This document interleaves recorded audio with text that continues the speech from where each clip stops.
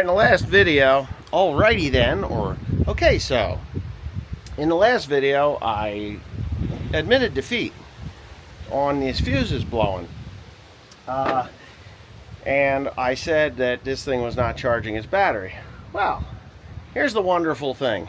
I bought a brand new battery equalizer system here the other a couple months back. It goes right there, right? Let me see, I can get my funky camera. You see that thing with the wire coming out of it? It's got a green light on it. Yeah, that thing. That's the battery equalizer.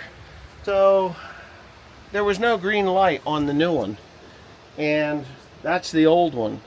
So I had Grant put a fuse in up top. I unplugged it, the fuse didn't blow, put the old one on, fuse was still in the block, plug that one in, the green light comes on, the fuse doesn't blow. So the battery equalizer that I spent like $400 on was junk. And then that leaves us with the fuse for the radio. So the radio fuse would blow. Now the radio fuse, believe it or not, it's a radio Keep Alive. This is the radio power. It's right here in the battery box of all freaking places.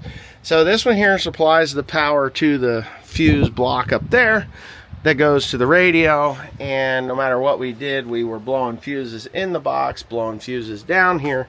I put what was this, a 5 amp fuse in there just to see if it would pop, and sure enough it would pop, leaving the 10 amp fuse that was up there intact. So it's supposed to be a 15 down here and then a 10 up there. So I think I'm going to put that 15 back in here because it would just blow the fuses up top. So we couldn't figure it out. Anyways, I said, look, let's try something a little outside the box, right? We will take the that fuse that's up there. We won't. I had it disconnected down here, but the power lug is up there. I said, do me a favor and get a wire and jump it from the power lug at the bottom up to that fuse and see if the radio comes on. Well, he hears a sizzling noise, and guess what, ladies and gentlemen? This Delphi radio stinks to high hell. The radio is fried. So we took it out. Now the fuses don't pop. There you go. So we've finally got it straightened out. So I do have a charging system. Now it'll charge at 24 volts. Yay.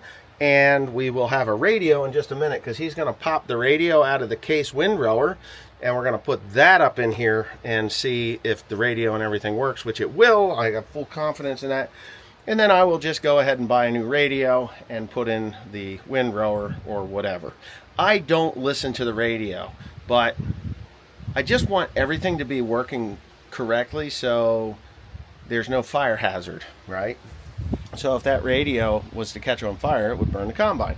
If something happened down here and we were popping fuses and there's a short, we just had to get to the bottom of these problems. And we have now gotten to the bottom of the problems, and we've corrected them. So when he gets back with the radio, we'll put the radio in, and it'll have a CD player. I think it's the exact same radio, which is no big deal. You just buy it from New Holland or whatever. I can get it probably on eBay. I have a model number there, and it should just plug right to hell in, and we'll call it a day. So there you go. Now I'm going to be on to the next thing. I might be doing some corn today. I'm not sure. I just got to go check some soybeans. It's either beans or corn. Corn will have to go to the mill wet, but other than that, I got to do something. All right, I'm going to go over this really quick. I don't know why I don't have the footage, but anyway, in order to change the pitch on, somebody asked me, let's go back a little bit. Somebody asked me to do a video on how to change from beans to corn on the combine. Well, it's pretty simple. Everything from about here back doesn't do anything, right? But there is pitch that you have to change. So this goes from number 1 all the way to number 6, and I have found that number 4 is best for the grain platform as far as tilting it down. For the corn head, number 6. And what you do is you just loosen up these bolts. Boom, boom, boom. They go all the way down on both sides. This side is a little more difficult than that side. All right, so you loosen those all up. And then you come over here and you loosen these up, and then you adjust it using this piece right here, one nut or the other, depending on which way you want to go. If you want to tilt it to 6, you tighten this one up. If you want to tilt it back to 4, you loosen this one up, you pull it down, and then you tighten this one up, and then that'll force that one forward. Okay, so now that's all where it belongs to go and do soybeans or wheat or whatever you're doing. Next thing I have to do, pretty much, it's pretty simple. I like to check the chains. There's a chain here that takes grease or oil on it, and we did that the other day, and it looks just fine. Still got plenty of grease or whatever to it. So when you do that, it's that's it. Usually then you wash the windows because your windows are real filthy. So what I'm going to do is put the panels back in. Then I'm going to get my pickup truck and go get the grain platform and head back over to the field, the farm that I could not complete the other day. Then I'm going to come back here, and hopefully my lovely Asawa, my wife, is going to be here so that we can move the combine over and actually start cutting soybeans. So that's how you do that, and I'll show you how to hook it up here in a second. It's really simple. Click. Click it. Okay, back on so beans. It ain't gonna work. It ain't gonna work. It's working. Okay. You got the thing all tilted back. Can you see me? I can't see. So there's you. about 4,923 different features that this camera has. Yeah. Use the joystick, you bonehead. Wait, other ways. And when you have a one-feature wife, there you go. Hold on. it's Other way. Other way. There you go. There you are. So I'm going to tell you about the first time I met my wife at the Down Syndrome hospital. Yep, that's where I chose her. I want a Filipina, and she's going to be multifunctional. You know. Anyway, no, I mean, I'm not picking on Down syndrome, but my wife is amazing. You're not nice to me. Anyways, the camera has a bunch of different features, and because I have people saying, I hate that camera, the camera is really, really awesome. It's just the guy that's operating it that is not as maybe good as I should be. It's just not. So it's like this combine, you know, I can push things on here and have all different kinds of features and calibrations and data management and, diagnosis and all this crap. The camera's the same way.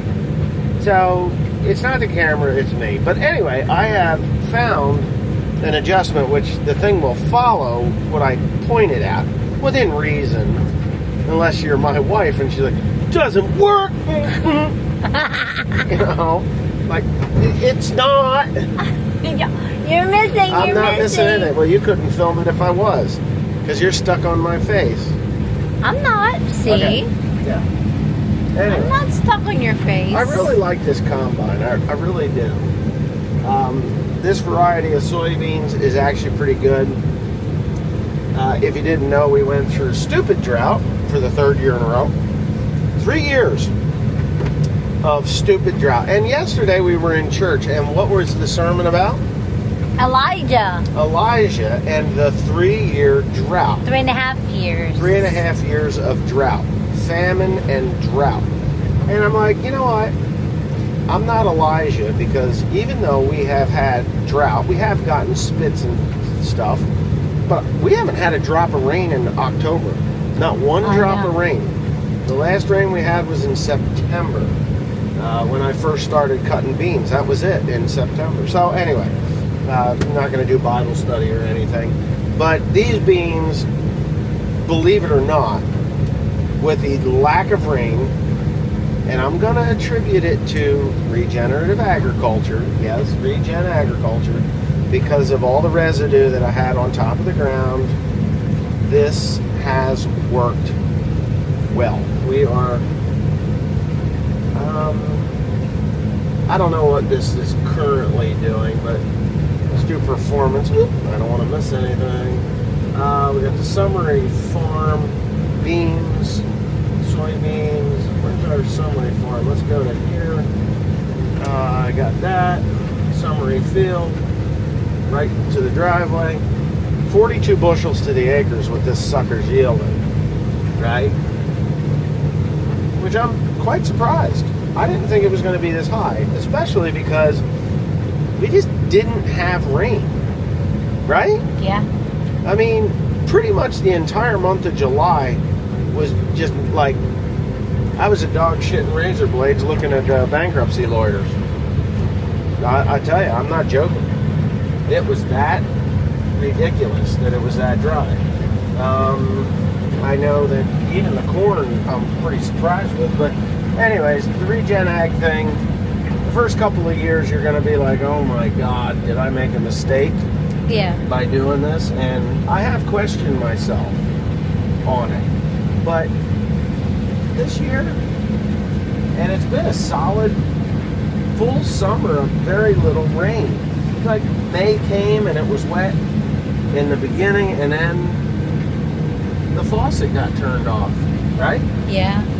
So, didn't stop purple beans though. We do have some purple beans, and I'm a little bit worried.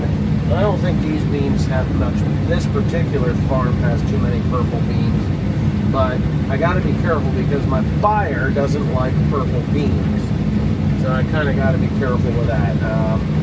Worst case scenario, I got to buy soybeans from a local that doesn't have purple beans, and I buy the beans and blend them in, which is something that I could do. You know, right? Yep. So I can blend them in to get the purple beans down. You know, so instead of it being like 4% purple beans, which it's not. But I don't think I'm going to have a problem. I think I got enough. I got enough of really good, nice-looking soybeans that I don't really have to worry about this too much. I agree. You know, we're going to start hauling them, and if they reject me, I'll just say, all right, fine. And I got another outlet for them that will take purple beans. They're a roaster. Roasters don't care. Or I just bring it back home, put it in a wagon, and then the next beans that I send out, I blend it. You know, blend them in. Put them in wagons and put them in, blend them in. Get them going. Because, you know, sometimes that's the name of the game, is blending. The solution to pollution is dilution, didn't you know? It is. So back in the 80s, late 70s and 80s, when they started with this emissions control stuff on their, in their cars and stuff, Yeah. well, we had what they called vacuum pumps. But they weren't vacuum pumps, they were air compressors, air pumps. So it would take clean air out of the intake and then shoot it into the exhaust in front of the catalytic converter. So that would put oxygen into the, we're going to be full before I get back down. That would dump oxygen into the gas stream or the exhaust stream. And I think what it did was made the catalytic converter burn hotter. So it would get hotter. But it also diluted the exhaust with air, clean air. Did I not say that was going to happen? Cool. Anyway, my wagon over there is about full, and I'm going to have to go get another wagon because my Asawa, my esteemed wife here, doesn't like the 7810. I don't mind. It's just very jerky when I shift. It's not the IVT transmission. I know. I'm not. You see, you spoiled me with IVTs. Yeah, she's spoiled. Should put her in like the 4960 one talking about jerking. That thing will jerk you jerking. Oh, yeah. Now, I really need two wagons, but alright. What am I going to do then?